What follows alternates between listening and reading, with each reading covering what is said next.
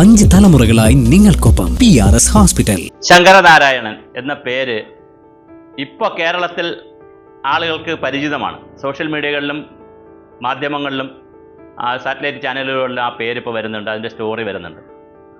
ഇതിനൊരു പിന്നാമ്പുറമുണ്ട്. 90കളിൽ 1991 3 മക്കളുടെ പിതാവായിരുന്ന ശങ്കരനാരായണൻ, അതിൽ മൂന്നാമത്തെ മകൾ 13 വയസ്സുള്ള മകൾ, അത് ഒരു കുഞ്ഞായതുകൊണ്ട് അതിൻ്റെ പേര് ഞാൻ പറയുന്നില്ല, മകൾ 8ാം ക്ലാസ്സിൽ പഠിക്കുമ്പോൾ സ്കൂളിൽ നിന്ന് വിട്ട് വീട്ടിലേക്ക് വരുമ്പോൾ തൊട്ടടുത്തുള്ള ഒരു യുവാവ്, മുഹമ്മദ് എന്ന പേരുള്ള ഒരു യുവാവ്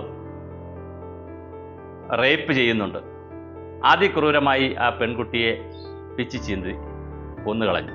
എന്താണ് ലൈംഗികത എന്നൊന്നും അറിയാത്ത 13 വയസ്സുകാരിയാണ് പിച്ചി ചീന്തി കൊന്നുകളഞ്ഞത്. കൊന്ന പ്രതിയാവട്ടെ അദ്ദേഹം കഞ്ചാവ് ഉപയോഗിക്കുന്നു, ലഹരി മരുന്ന് ഉപയോഗിക്കും, അദ്ദേഹം നിരവധി സ്ത്രീകളെയൊക്കെ ഉപദ്രവിച്ചിട്ടുള്ള പല കേസിൽപ്പെട്ട 24 വയസ്സേ ഉള്ളൂ. പക്ഷെ അദ്ദേഹം ഇത് സംഭവിച്ചതിന് ശേഷം കോടതിയിൽ കേസായി അറസ്റ്റ് ചെയ്യുന്നു. കോടതിയിൽ പോയിട്ട് പക്ഷേ അദ്ദേഹത്തിന് ജാമ്യം ലഭിക്കുകയാണ് ചെയ്തത്. ജാമ്യം ലഭിച്ച് പുറത്തിറങ്ങിയപ്പോഴാണ് കഥ മാറിയത്. തൻ്റെ മകൾ മരിച്ചതിൻ്റെ ആഘാതം അല്ലെങ്കിൽ മകൾ കൊല്ലപ്പെട്ടതിൻ്റെ ദുഃഖം ശങ്കരനാരായണനെ വല്ലാതെ തളർത്തിയിരുന്നു. ഒരു പിതാവ് എന്നുള്ള നിലയിൽ അദ്ദേഹത്തിന് എന്ത് ചെയ്യണമെന്നറിയില്ല. നീതിന്യായ കോടതി വലിയ ന്യായങ്ങളൊക്കെ നമ്മുടെ രാജ്യത്ത് പറയും. ഭരണഘടനയാണ്, അംബേദ്കറാണ്, എല്ലാ കാര്യവും പറയുമ്പോഴും 1000 കുറ്റവാളികൾ രക്ഷപ്പെട്ടാലും ഒരു നിരപരാധി പോലും ശിക്ഷിക്കപ്പെടരുതെന്നൊക്കെ നമ്മൾ പറയും.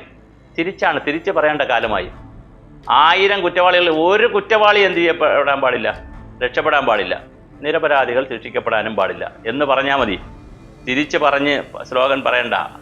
ഒരു കാരണവശാലും ഒരു കുറ്റവാളിയും രക്ഷപ്പെടാൻ പാടില്ല. പക്ഷേ നിർഭാഗ്യവശാൽ ഈ പെൺകുട്ടിയുടെ ഉപദ്രവിച്ച പ്രതി രക്ഷപ്പെട്ടു.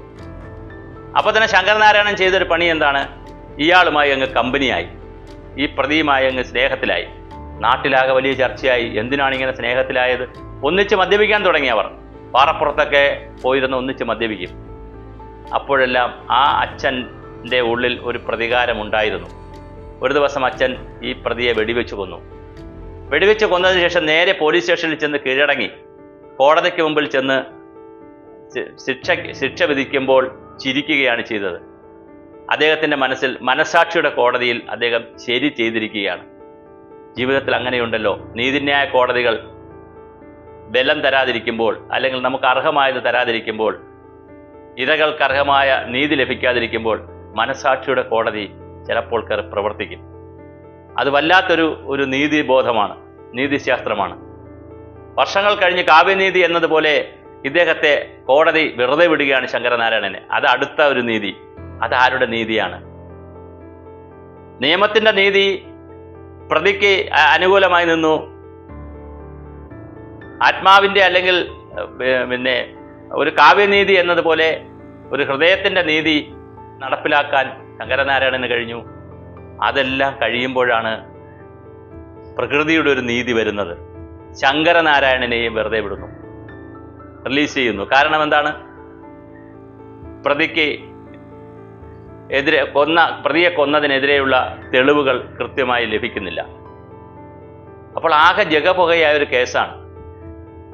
അപ്പോൾ അതുകൊണ്ട് മനസാക്ഷിയുടെ കോടതിയിൽ നീതി നടപ്പിലാക്കിയ ഒരു അച്ഛൻ പ്രകൃതിയുടെ കോടതിയിൽ സഹായത്താൽ രക്ഷപ്പെടുന്നു.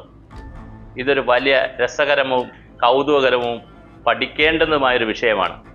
നമ്മുടെ നീതിപീഠം പലപ്പോഴും ജസ്റ്റിസ് കിട്ടുന്നത് വളരെ ഡിലേ ആയി കിട്ടുന്ന, താമസിച്ച് കിട്ടുന്ന ജസ്റ്റിസ് ഒരുതരം അനീതി തന്നെയാണ്. ഇന്ന് കഴിക്കേണ്ട ആഹാരം ഇന്ന് തന്നെ കിട്ടണ്ടേ?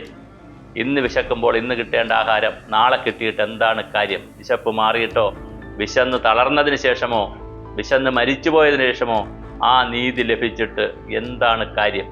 അപ്പോൾ നമ്മുടെ നീതിപീഠങ്ങൾ ഗൗരവമായി ചിന്തിക്കേണ്ട കാര്യമാണ്.